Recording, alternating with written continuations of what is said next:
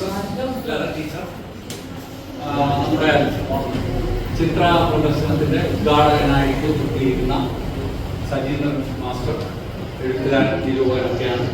Master പുത്തൂർന്ന് സ്വദേശിയാണ്.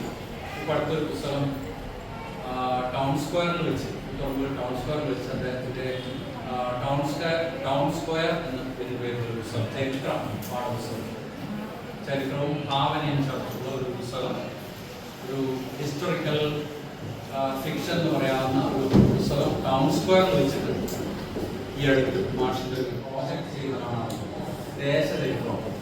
അപ്പോൾ ആ ദേശചരിത്രത്തിന് പ്രയോജനപ്പെടുന്ന ഒരു പുസ്തകമാണ് മാഷിന്റെ ടൗൺ സ്ക്വയർ എന്ന പുസ്തകം.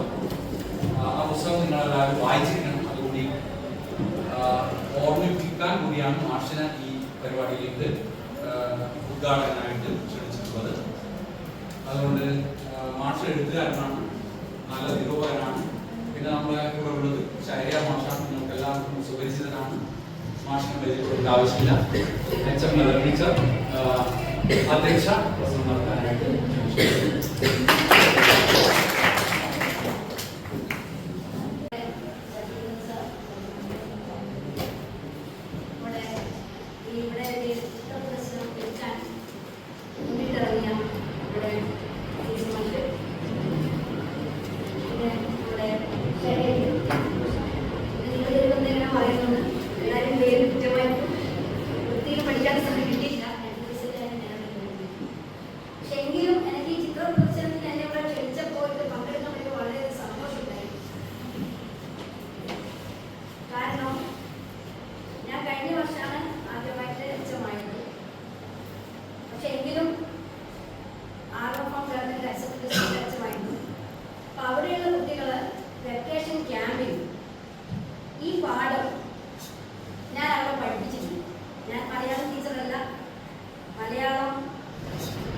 പഠിച്ചിട്ടേ സംസ്കൃതം പഠിച്ച ആളാണ്.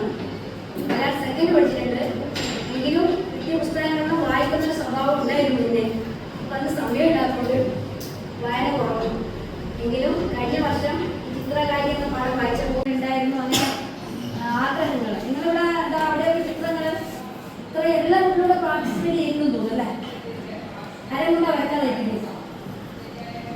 അപ്പൊ നിങ്ങൾക്കും തോന്നുന്നുണ്ടാവും വരക്കാത്ത എന്തെങ്കിലും ഒരു സംഭാവന ചെയ്യാമായിരുന്നു അല്ലേ?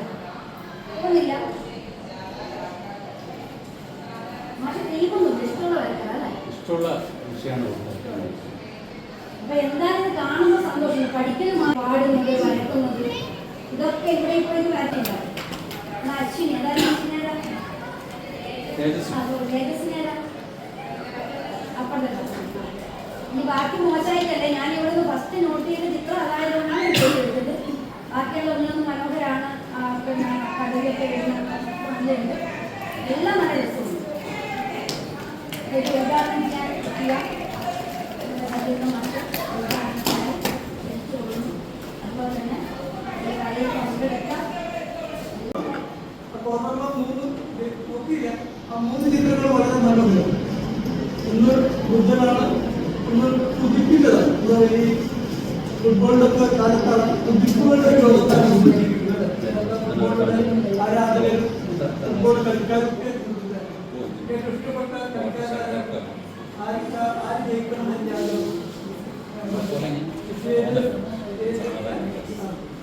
എല്ലാവരും അർജന്റീനയുടെ ആരാധകരാണ്. ഒരുപാട് അർജന്റീനക്കാരുണ്ടാവും, ബ്രസീലുകാരുണ്ടാവും.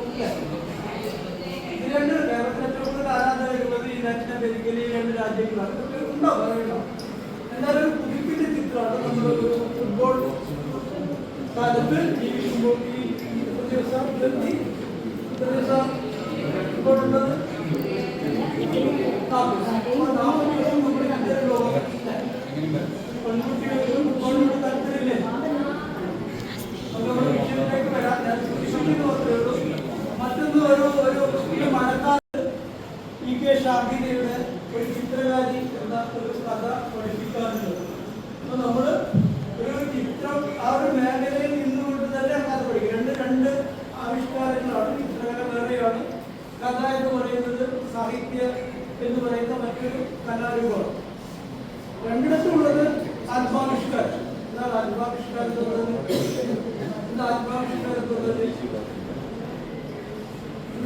ചിത്രാവിഷ്കാരം നമുക്ക് നമ്മളെ തന്നെ ആവിഷ്കരിക്കാനുള്ള ഒരു ഉപാധി. ഏത് കലയുണ്ട്. നമുക്ക് നിങ്ങളോട് ഒരു കാര്യം പറയാൻ വേണ്ടി നമുക്ക് പല വഴികളുണ്ട്. ആ വഴികളാകുന്ന ആത്മാവിഷ്കാരം നമ്മുടെ വികാരത്തെ പ്രകടിപ്പിക്കാൻ, നമ്മുടെ സന്തോഷത്തെ പ്രകടിപ്പിക്കാൻ, നമ്മുടെ ആഹ്ലാദത്തെ പ്രകടിപ്പിക്കാൻ ഒക്കെ കലയുടെ ആരംഭമൊന്നുമില്ല.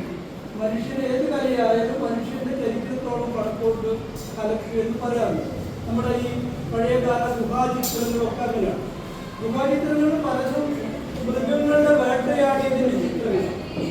മനുഷ്യൻ തന്റെ ചുറ്റുപാട് എന്തൊക്കെ പോലുള്ള പെയിന്റിങ്ങുകളോ അല്ലെങ്കിൽ നമ്മൾ അങ്ങനെയുള്ള സിന്തറ്റിക് ചായങ്ങളൊക്കെ ഇല്ലാതിരുന്ന കാലത്ത് മനുഷ്യൻ പ്രകൃതിയിൽ നിന്ന് തന്നെ കണ്ടെത്തിയിട്ടുള്ള ചായകൾ, അത് കരിയാവാം, ഇലയാവാം, ആ സസ്യങ്ങളിൽ കിട്ടുന്ന പശുക്കളുടെ ശ്രമങ്ങളാവാം, എല്ലാം ഉപയോഗിച്ചിട്ട് മനുഷ്യൻ അവർ മനസ്സിലായിട്ട് ഏറ്റവും ചിത്രമായിട്ടുള്ള മനസ്സിൽ പ്രതലം എന്ന് പറയുന്നത് ചിലതിനെ വർദ്ധിക്കുന്നു.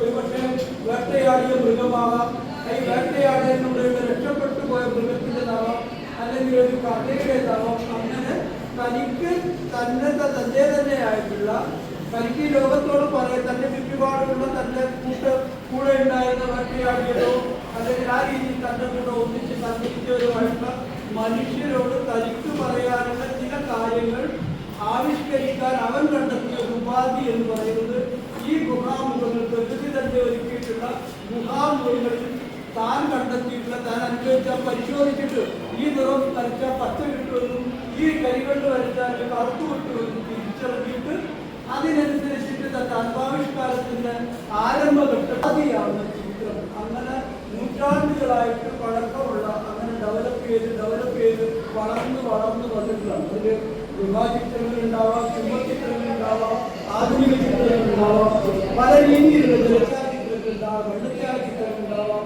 അക്രിലിക് ഉണ്ടാവാം. അങ്ങനെ പല രീതിയിലുള്ള പല മാധ്യമങ്ങളിലൂടെയായിട്ട് ഈ ചിത്രകല വളർന്ന് വികസിച്ച് വന്നിട്ടുണ്ട്. പക്ഷേ ഏറ്റവും അധികം ശ്രദ്ധിക്കപ്പെട്ടിട്ടുള്ള കലാരൂപങ്ങളിലൊന്നാണ് ഇത് ആവിഷ്കരിക്കാതിരിക്കാൻ കഴിയില്ല എന്നുള്ളത്. ഈ ആവിഷ്കാരമാണ് കല, ആവിഷ്കാരമാണ് ചിത്രകല എനിക്ക് ലോകത്തോട് പറയാനുള്ള ഓരോന്നും ഇത് പല രീതിയിൽ നമുക്ക് പറയാം. ഒരു ബുദ്ധനെ വരച്ചിട്ട് ബുദ്ധന്റെ നിറത്തിലൂടെ പറയാം, അല്ലെങ്കിൽ അതിന്റെ കണ്ണുകളിലൂടെ പറയാം. ഈ ലോകത്തോട് ചില കാര്യങ്ങൾ പറയാനുണ്ടെങ്കിൽ ആ പറയാനുള്ള ഒരു ഉപാധി എന്ന നിലയിൽ ചിത്രകലയെ തനിക്കറിയാവുന്ന വരകള്, തനിക്കറിയാവുന്ന സ്കെച്ചുകള്, തനിക്കറിയാവുന്ന വർണ്ണങ്ങൾ ഉപയോഗിച്ച് പറയുമ്പോഴാണ് ഒരു ചിത്രം ഉണ്ടാവുന്നത്.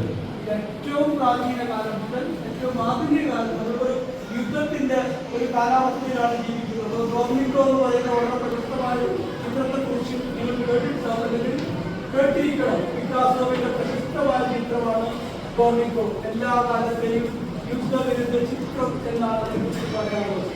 അത് റോമിക്കോ എന്ന് പറയുന്നത് നഗരത്തില് ജർമ്മൻ സൈനികരെ നടത്തിയുള്ള ആക്രമണവും യുദ്ധമാണ്. ആ യുദ്ധത്തിന്റെ ഭീതി, വേദന എല്ലാ ചിത്രങ്ങളിലും ആ ചിത്രത്തെ കുറിച്ച് പിക്കാസോയിലുള്ള ജർമ്മൻ സൈനികർ വന്ന് ചോദിക്കുമ്പോൾ പിക്കാസോയുടെ ചോദിക്കുന്നത് നിങ്ങളാണോ കെട്ടിച്ചത് എന്ന് ചോദിക്കുമ്പോൾ സാധാരണ ചിത്രകലയെ ബന്ധപ്പെട്ടിട്ട് പറയുന്നത് അല്ല, ഇത് നിങ്ങളാണ് എന്ന് പറഞ്ഞാൽ ഈ യുദ്ധമാണ് ഈ ചിത്രം ഉണ്ടാക്കിയിട്ടുള്ളത്. യുദ്ധത്തിൽ കുഞ്ഞുങ്ങൾ കൊല്ലപ്പെടുമ്പോൾ അല്ലെങ്കിൽ മനുഷ്യത്വം ഇല്ലാതാകുമ്പോൾ ഒരുപാട് മനുഷ്യർ കൊല്ലപ്പെടുമ്പോൾ ആ വേദനയെ പിക്കാസോ എന്ന് പറയുന്ന ചിത്രകാരനെ സംബന്ധിച്ചിടത്തോളം അത് ലോകത്തിന്റെ മുന്നിൽ പറയാനുള്ള ഒരു ഉപാധിയായിട്ട് അയാൾ ഉപയോഗിക്കുന്നത് തനിക്ക് പരിചിതമായ ചിത്രങ്ങൾ, വർണ്ണങ്ങൾ, സ്കെച്ചുകൾ, വരകൾ. അപ്പോൾ മനുഷ്യന് മറ്റുള്ളവരോട് കാര്യങ്ങൾ പറയാനുള്ള ഒരു ഉപാധി നമുക്ക് ഏറ്റവും പരിചിതമായ വാക്കുകൾ ഉപയോഗിച്ച് പറയുമ്പോൾ നമ്മൾ കവിതയോ കഥയോ ആവും, നാടകം എന്ന് പറയുന്നതാവും, സിനിമ എന്ന് പറയുന്നത് ഫ്രെയിമുകളിലൂടെ വരച്ചു കൊണ്ടുപോകുന്ന ഈ ചിത്രങ്ങൾ, ഓരോ ചിത്രത്തിൽ ഓരോ കാര്യങ്ങൾ പറയണം. ഓരോ എല്ലാ ചിത്രങ്ങളും ഞാൻ പരിശോധിക്കുന്നില്ല, നോക്കുന്നില്ല. മനോഹരമായ പാട്ടുണ്ടായത് വിഷ്ണുവിന്റെ പിടിയും അതുപോലെ വെറും ലൈനിലൂടെയാണ്, വെറും വർണ്ണങ്ങളിലൂടെ, 4 വരകളിലൂടെയാണ് വലിയ ചിത്രങ്ങളുടെ ചിത്രങ്ങളൊക്കെ വർണ്ണങ്ങളുടെയും ഈ രീതിയിലുള്ളതൊക്കെ ചിത്രങ്ങളാവുമ്പോൾ കുറച്ചുകൂടി സങ്കീർണമായ കാലത്ത് ജീവിക്കുന്ന ആ ഒരു അനുഭവത്തോട് പ്രതികരിക്കുന്ന മനുഷ്യന്റെ കുറച്ചുകൂടി സങ്കീർണമോ കുറച്ചുകൂടി ശക്തമോ. അസീസുമാരുടെ ചിത്രങ്ങളൊക്കെ ഓരോന്നും ഒരു ഡോട്ട് കൊണ്ട് തന്നെ ഒരുപാട് കാര്യങ്ങൾ പറയാൻ അസീസുമാർ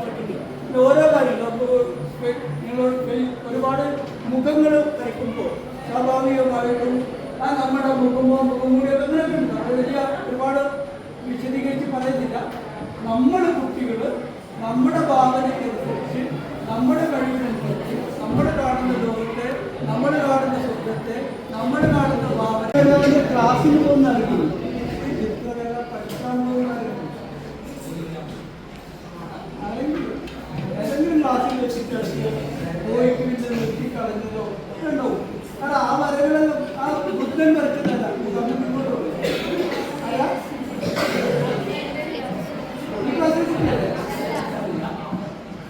അപ്പുറത്ത് കടുവര വരച്ചത്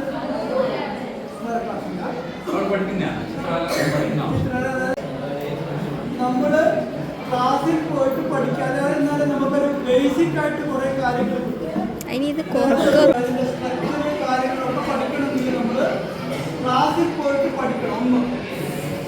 രണ്ട്, നമ്മൾ നിരന്തരമായിട്ട് പ്രാക്ടീസ് ചെയ്യണം. നിരന്തരം നമ്മള് പ്രകൃതിയാവാം, നമ്മൾ ഇവിടെ ഇരിക്കുന്ന കുട്ടികൾ വേദനകളോട് നിങ്ങൾ ചിത്രം തോന്നുമ്പോൾ കുട്ടിയെ വെറുതെ വരച്ചു നോക്കുക. ഇങ്ങനെ നിരന്തരം വരച്ചു നോക്കുക. ആലോചിക്കും, ചിത്രം മാത്രം ചിത്രത്തിന്റെ സാധ്യതകൾ ആലോചിക്കും, മികച്ച പെയിന്റിങ്ങുകൾ കാണും, മികച്ച പെയിന്റിങ്ങുകൾ നടത്തുന്ന എക്സിബിഷൻ കാണും. ഇങ്ങനെയൊക്കെയാണ് നമ്മളൊരു നല്ല ചിത്രകാരന്മാരായിട്ട് വരുന്നത്. ഒപ്പം നമ്മുടെ മനസ്സിന് ചില ഐഡിയകൾ ഉണ്ടാവും. ചില ആളുകളുണ്ടാവും വളരെ ഒരു ഞാനിപ്പോൾ നിന്നാൽ എന്നെ ഒപ്പാട് വരയ്ക്കുന്ന ആളുകൾ, പക്ഷെ ആ വരയ്ക്കുന്നതിനപ്പുറത്ത് പുതിയൊരു ഐഡിയ, ആ ഒരു ഐഡിയ ഉണ്ടാവണമെങ്കിൽ, ഐഡിയ ഉണ്ടാകുമ്പോൾ മാത്രമേ ഒരു പുതിയ കാര്യം, നമ്മൾ നേരിട്ടൊരാളെ ചിത്രം വരയ്ക്കുന്നത് മാത്രമല്ല, ഒരു പുതിയൊരു ആശയത്തെ ആവിഷ്കരിക്കുമ്പോൾ മാത്രമേ യഥാർത്ഥത്തിലുള്ള ചിത്രകലയാവുള്ളൂ. നമുക്കും ചില കാര്യങ്ങൾ പ്രവാസിയായിരുന്നപ്പോൾ വരച്ച നമ്മൾ വ്യത്യാസമുണ്ട്. പ്രവാസിയായിരുന്നപ്പോൾ വരച്ചതാണ് ആ ചുമരിലുള്ള ആ ചിത്രങ്ങൾ, ആ ചെറിയ ചിത്രങ്ങൾ. പ്രവാസിയായിരുന്നപ്പോൾ വരച്ചാണ് ഇത്, അത് ചെറിയ ചിത്രം. വലിയ ചിത്രത്തെ നാട്ടിൽ നിന്ന് വരച്ചത്. അപ്പൊ ഞാൻ രണ്ട് മാനസികാവസ്ഥയിലായിരുന്നു. പ്രവാസിയായിരുന്നപ്പോൾ ഭയങ്കര സംഘർഷമായിരുന്നു. ഭയങ്കര സംഘർഷം എന്ന് പറഞ്ഞാല് ഹോം സിക്നസ്, എന്താണ്, ഉമ്മാനെ കാണാൻ ഓർമ്മയാവുക, മക്കളെ കാണാൻ ഓർമ്മയാവുക. പ്രവാസത്തിന്റെ സംഘർഷത്തിൽ നിന്ന് വരച്ച ചിത്രങ്ങളും നാട്ടിൽ നിന്ന് വരച്ച ചിത്രങ്ങളും തമ്മിൽ എന്താണ്, എന്നെ സംബന്ധിച്ചിടത്തോളം മാഷ് നേരത്തെ പറഞ്ഞ പോലെ ആത്മാവിഷ്കാരത്തിൽ തന്നെ അല്ല, എൻ്റെ എക്സ്പ്രഷനിൽ വ്യത്യാസമാണ്. നാട്ടിലിപ്പോൾ നമ്മൾ ബന്ധുക്കൾക്കിടയിൽ ജീവിക്കുമ്പോഴും എല്ലാവരും വിളിച്ചിട്ട് നമ്മൾ പ്രവാസിയായിട്ട് മറ്റൊരു രാജ്യത്ത്, മറ്റൊരു ഭൂമിശാസ്ത്രത്തിൽ, മറ്റൊരു കാലാവസ്ഥയിൽ കഴിയുമ്പോൾ സ്വാഭാവികമായിട്ടും നമുക്ക് മഴ നഷ്ടപ്പെടുന്നു, നമുക്ക് സുഹൃത്തുക്കൾ നഷ്ടപ്പെടുന്നു, നമുക്ക് ഈ പറഞ്ഞ ഫുട്ബോൾ നഷ്ടപ്പെടുന്നു, നമ്മുടേതായ ആനന്ദങ്ങൾ നമുക്ക് നഷ്ടപ്പെടുന്നു, വ്യക്തിപരമായ ആനന്ദങ്ങൾ, സൗഹൃദങ്ങളൊക്കെ നഷ്ടപ്പെടുമ്പോഴും ഏകാഗ്രിയാകുമ്പോഴും ഏറ്റവും കൂടുതൽ ഡിപ്രഷൻ അനുഭവിച്ചിട്ട് വരച്ച പെയിന്റിംഗ് ആണ്. ആരോ പറഞ്ഞിരുന്നു, നല്ലൊരു ചെറിയൊരു സാധനമില്ല, അതുപോലെ ഇതിന് അവാർഡ് കിട്ടിയിരുന്നു ആ സാധനം. അപ്പോ അത് വളരെ ഡിപ്രഷൻ അനുഭവിച്ചപ്പോൾ വരച്ച, ആ ഡിപ്രഷനെ മറികടക്കാൻ വേണ്ടി വരച്ച സാധനം ആയതുകൊണ്ട് അത് വരച്ചു കഴിയുന്നതോടുകൂടി ഡിപ്രഷൻ ഇല്ലാണ്ടാവുകയും എന്താണ്, നമ്മൾ ഒരു റിഫ്രഷ്മെന്റ് നമ്മുടെ മനസ്സിലുണ്ടാവുകയും ചെയ്യുന്നു. അപ്പോൾ നിങ്ങൾ ഫുട്ബോൾ കളിക്കാൻ പോകുന്നതും അത് തന്നെയാണ്. നിങ്ങൾ സൗഹൃദം ഉണ്ടാക്കുന്നതും, നിങ്ങൾ ക്ലബ്ബ് ഉണ്ടാക്കുന്നതും, നിങ്ങൾ കൂട്ടുകാരുണ്ടാക്കുന്നതും, നിങ്ങൾ ക്ലിക്കുകൾ ഉണ്ടാക്കുന്നതും ഒക്കെ ഈ ടെൻഷൻ റിലീസിനാണ്. അപ്പൊ എന്നെ സംബന്ധിച്ചിടത്തോളം ഞാൻ കണ്ട സ്വപ്നമാണിത്. ഈ ചോന്ന വീടില്ലേ, അത് ഞാൻ കണ്ട ഒരു സ്വപ്നം. ഞാൻ കണ്ട ഒരു ചോപ്പിൽ ഞാനിങ്ങനെ വീടെടുക്കുന്നതിന് മുമ്പ് കണ്ട ഒരു സ്വപ്നമാണ്. ഞാൻ എൻ്റെ വീടെടുത്തു. വീട് എടുത്തത് അതേപോലെ ചിത്രത്തിൽ നിങ്ങൾക്ക് ആ വീട് ചെറുതായിട്ടാണോ തോന്നുന്നത്, അല്ല വലിയ വീടായിട്ടാണോ തോന്നുന്നത്? വലിയ വീടാ, അങ്ങനെ ഫീലിംഗ് ആണോ? ആണല്ലേ, അല്ലാതെ ചെറിയ വീടല്ല അല്ലേ? എന്തായാലും അപ്പോൾ സ്വാഭാവികമായിട്ടും ഞാൻ സ്വപ്നം കണ്ടിട്ടുണ്ട്. വീട് ചുവന്ന നിറത്തിൽ ഇങ്ങനെ പശ്ചാത്തലത്തിൽ സ്വപ്നം കണ്ടതാണ്. അപ്പോൾ എന്നെ സംബന്ധിച്ചിടത്തോളം എൻ്റെ ആവിഷ്കാരങ്ങൾ, എൻ്റെ കവിത, എൻ്റെ ചിത്രകലയൊക്കെ എൻ്റെ സ്വപ്നമോ എൻ്റെ ഡിപ്രഷനോ വിഷാദമോ ആണ്. MF ഹുസൈൻ, ലോകോത്തര ചിത്രകാരൻ MF ഹുസൈനെ കൈപിടിച്ചിട്ട് അദ്ദേഹത്തിൻ്റെ ഓട്ടോഗ്രാഫ് വാങ്ങിയിട്ടുണ്ട്. അദ്ദേഹം ചെരുപ്പൊന്നുമില്ല, ചെരുപ്പിടാനാണ്. മനസ്സിലായോ? അയാൾ ലണ്ടനിൽ വെച്ചാണ് മരണപ്പെട്ടത്. ഇന്ത്യൻ ചിത്രകാരനാണ്, ലോകോത്തര ചിത്രകാരനാണ്. നേരത്തെ മാർച്ച് ഗോർണിക്കയെ കുറിച്ച് പറഞ്ഞില്ലേ, പിക്കാസോയുടെ ഗോർണിക്ക. പിക്കാസോ എന്താ ഒരു ശൈലിയുണ്ട്, പിക്കാസോ ഒരു ശൈലിയുണ്ട്, ക്യൂബിസം എന്നാ പറയാ. മാഷായിട്ട് പറഞ്ഞില്ലേ പിക്കാസോ ക്യൂബിസം എന്നുള്ള ഒരു ശൈലി കൊണ്ടുവന്നു. അതുപോലെ MF ഹുസൈൻ ഒരു ശൈലി കൊണ്ടുവന്നു. MF ഹുസൈൻ കുതിരേനെ വരക്കുമ്പോൾ തേജസ്വിനി കുതിരേനെ വരക്കുമ്പോൾ അല്ല വരക്കുക. തേജസ്വിനി കുതിരേനെ വരക്കുമ്പോൾ റിയൽ കുതിരയായിരിക്കും. എന്നാൽ ഓർഹാൻ പാമൂക്ക് നോവലിൽ കുതിരേനെ കൊണ്ടുവരുമ്പോൾ വ്യത്യസ്തങ്ങളായ കുതിരകളായിരിക്കും.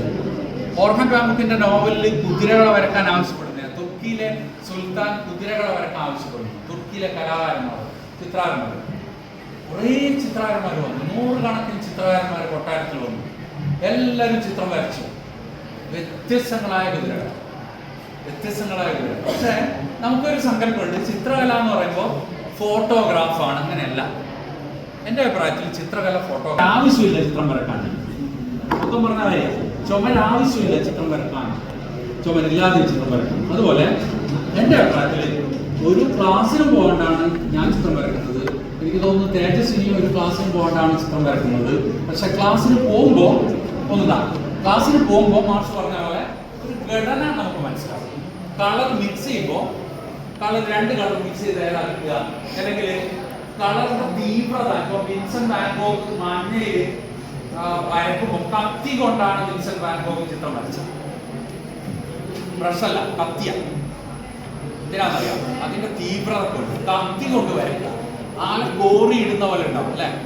വാൻ ഗോഗിന്റെ ആ മഞ്ഞ നിറത്തിലുള്ള സൺഫ്ലവർ കാണുമ്പോഴും എന്താണ് കോൺഫീൽഡ് ഇൻ സൈപ്രസ് എന്നുള്ള ചിത്രം കാണുമ്പോഴും ഒരു കൊടുങ്കാറ്റിൽ നമ്മൾ അകപ്പെട്ട പ്രതീതി.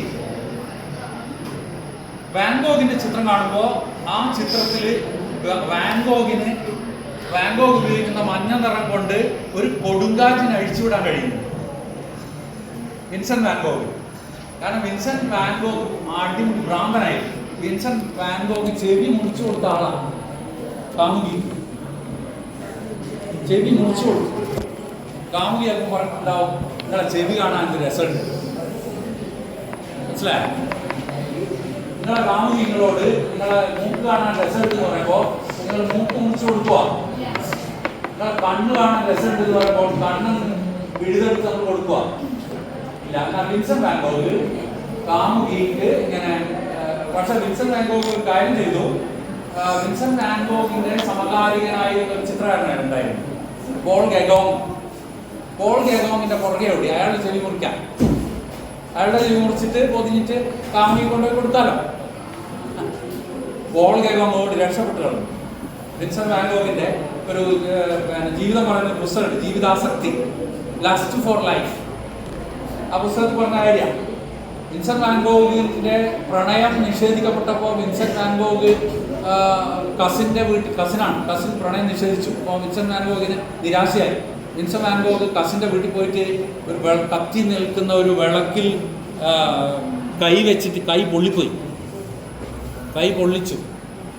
നമ്മൾ കരിമീന പൊള്ളിക്കുക അല്ലേ. ഇത് വിൻസെന്റ് വാൻ ഗോഗ് എന്ത് പൊള്ളിച്ചു? കൈ പൊള്ളിച്ചു. പ്രണയ നൈരാശ്യത്തിൽ നിന്ന് പ്രണയം തകർന്ന പോലെ. അപ്പോൾ അങ്ങനെയൊക്കെ കലാകാരന്മാർ അങ്ങനെയാണ്. അതുകൊണ്ടാണ് ചിത്രകാരി എന്നുള്ള ക്ലാസ് എടുക്കുമ്പോൾ നമ്മളൊരു ആശയം നമുക്ക് ക്ലാസ്സിൽ പ്രത്യേകം ഇങ്ങനെ ഒരു ചിത്രപ്രദർശനം നടത്താം, നിങ്ങളുടെ ചിത്രം കൊണ്ടുവരും. ഇത് അവസാനിക്കുന്നില്ല, ഈ പ്രോസസ്സ് അവസാനിക്കുന്നില്ല, കലാപ്രവർത്തനം എന്നുള്ള പ്രോസസ്സ് അവസാനിക്കില്ല. അതുകൊണ്ടാണ് മാഷിന് പോകാൻ ഇഷ്ടമില്ലാതെ. മാഷ് കുറച്ച് നേരം സംസാരിച്ചു, എന്നോട് ചോദിച്ചു എല്ലാം മതിയോ? നമുക്ക് മാഷിന് ഇനി സംസാരിക്കും. ഞാൻ എൻ്റെ കഴിഞ്ഞാൽ മാഷ് ഇനി സംസാരിക്കും, നിങ്ങൾക്കും സംസാരിക്കാം. മനസ്സിലായോ? മാഷ് ഇനി സംസാരിക്കും. അപ്പോൾ അതാണ് ഈ കലയുടെ പ്രോസസ്സാണ്. ഇത് അവസാനിക്കും. It's A continuous process. അല്ലാണ്ട് നമ്മൾ എന്താണ് പണ്ടത്തെ പോലെ ഇങ്ങനെ നോട്ട് ബൈഹാർട്ട് പഠിച്ചിട്ട് പരീക്ഷ പോകുക, ക്വസ്റ്റ്യൻ കാണുമ്പോൾ എന്തപ്പ ക്വസ്റ്റ്യൻ വേറെ, ഞാൻ പഠിച്ചത് വേറെ.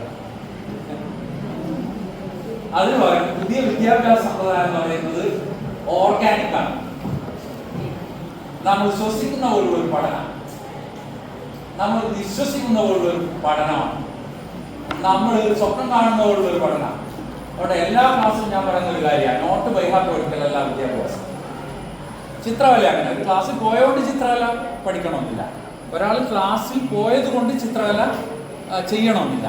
ചിത്രകല ചെയ്യാൻ, അല്ല നോവൽ എഴുതാൻ, കഥ എഴുതാൻ, പാട്ട് പാടാൻ നിങ്ങളൊരു കോഴ്സിന് ചേർന്ന് നമുക്ക് സംഭവിക്കില്ല. പക്ഷെ കോഴ്സിന് ചേരുമ്പോൾ നമുക്ക് ചിത്രകലയാണെങ്കിൽ അതിൻ്റെ കളർ മിക്സ് ചെയ്യുന്നതും അതിൻ്റെ തീവ്രത, അതിൻ്റെ ലൈറ്റ് ഷെയ്ഡ് കൊണ്ടുവരുന്നതിലും അല്ലെങ്കിൽ തീവ്രത കൂട്ടുന്നതിലും കുറക്കുന്നതിലും സാമ്പ്രദായികമായ ചിത്രരചന എളുപ്പം വഴങ്ങും. നിങ്ങൾ സാമ്പ്രദായികമായ ചിത്രരചനക്കപ്പുറം ചിത്രരചന ഉണ്ട്. കാരണം ഗോർണിക്ക കാണുമ്പോൾ ആ ഗോർണിക്ക ചെയ്യാൻ തന്നെ പിക്കാസോ കുറേ സമയം എടുത്തു പറയും. കാരണം അതിൻ്റെ കുതിര വരക്കാനായിട്ട് ഒരുപാട് കുതിരകൾ എങ്ങനെയാണ് ഉണ്ടാകുക എന്ന് ഗവേഷണം നടത്തി. അതിൽ കുതിര ഉണ്ട്, ഗോർണിക്ക നോക്കിയാൽ മതി, സൂക്ഷിച്ച് നോക്കിയാൽ കുതിരനെ കാണും. ഒരു ബൾബ് കത്തുന്നുണ്ട് അല്ലേ ഗോർണിക്കൽ, ആ ചിത്രത്തിൽ മനസ്സിലാക്കാൻ പ്രയാസമാണ് അല്ലേ, ഒറ്റ നോട്ടത്തിൽ മനസ്സിലാക്കാൻ പ്രയാസമാണ്. സ്പാനിഷ് ആഭ്യന്തര യുദ്ധത്തെക്കുറിച്ചുള്ള പെയിന്റിംഗ് ആണ്. അപ്പോൾ അത് ആ യുദ്ധമായിട്ടുള്ള ചിത്രങ്ങൾ, ഞാൻ വരച്ച പലസ്തീൻ പ്രമേയമായിട്ടുള്ള ചിത്രങ്ങളുണ്ട്. പലസ്തീൻ പ്രമേയമായിട്ടുള്ള ഞാൻ വരച്ച ചിത്രങ്ങളുണ്ട്. ഇത് പലസ്തീൻ പ്രശ്നങ്ങൾ, ഗസ, വെസ്റ്റ് ബാങ്ക്, ഇങ്ങനെ ഡെയിലി ബേസിസ് അതിലെ ദുരന്ത സാക്ഷി കണ്ട് ഞാൻ വരച്ച ചിത്രങ്ങളാണ് ഈ 4 ചിത്രങ്ങൾ. വെള്ളമില്ല, നമുക്ക് വെള്ളമുണ്ട് അല്ലേ, കിണറ്റ് വെള്ളമുണ്ട്, സ്കൂളിലെ വെള്ളമുണ്ട്, വീട്ടിലെത്തിയാൽ വെള്ളമുണ്ട്, നടന്നു പോകുമ്പോൾ ഹോട്ടലിൽ നടക്കേരി വെള്ളം കുടിക്കാം. കുടിവെള്ളം ഇല്ലാത്ത മനുഷ്യരുണ്ട് ലോകത്ത്. അങ്ങനെയുള്ള മനുഷ്യരുടെ ദൈനംദിനങ്ങൾ നമ്മുടെ വേട്ടയാടുന്നതുണ്ട്. വിദ്യാഭ്യാസം മാത്രം കിട്ടലല്ല വിദ്യാഭ്യാസം എന്ന് പറയുന്നത്.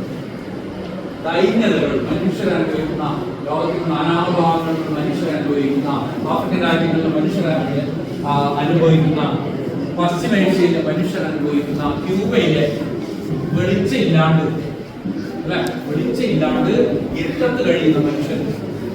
നമുക്ക് എന്താണ് ലോഡ് ഷെഡിങ് ഇല്ലാന്ന് പറയുന്നത്. പക്ഷെ എന്നാലും 10 മിനിറ്റ് കണ്ടു പോകും. ആ 10 മിനിറ്റ് കണ്ടു പോകുമ്പോൾ തന്നെ നമുക്ക് എന്തൊരു ബേജാറാണല്ലേ. ഇത് വെളിച്ചമേ ഇല്ലാണ്ട് ഫുൾ ടൈം 24/7 ഇരുട്ടത്ത് കഴിയുന്ന ജനതയാണ് ക്യൂബൻ ജനത.